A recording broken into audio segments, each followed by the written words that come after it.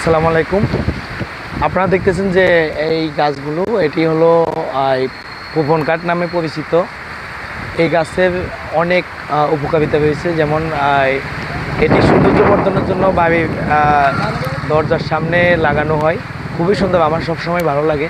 যেমন আপনারা এখন একটা শব্দ পাচ্ছেন যে বাতাসের মধ্যে শো শো যে শব্দটা, এটি জাউ গাছের মতোই, খুবই ভালো লাগে শব্দ।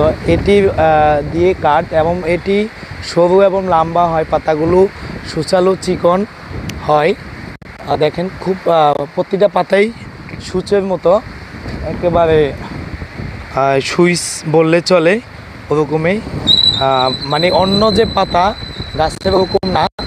এই কাঠ দিয়ে সাধারণত বাড়িঘর অন্যান্য প্রতিরোধক বিষয় হলো এটি আমাদের যে গুণের সমস্যা করে, যেটা হলো নষ্ট হয়ে যায় এবং পানিতে নষ্ট হয়ে যায়, ঠিক সহজে নষ্ট হয় না। আর তাছাড়া এই গাছের অন্য একটি নাম হলো পাইন গাছ। এই পাইন গাছের বিষয়টা আপনারা দেখতেছেন যে প্রতিটা গাছ মানে সোজা এবং সরু, মানে বাঁকা পাওয়া যাবে না একটা গাছও। আপনারা অনেকেই এটি চিনতে পারেন, আবার অনেকের কাছে অজানা।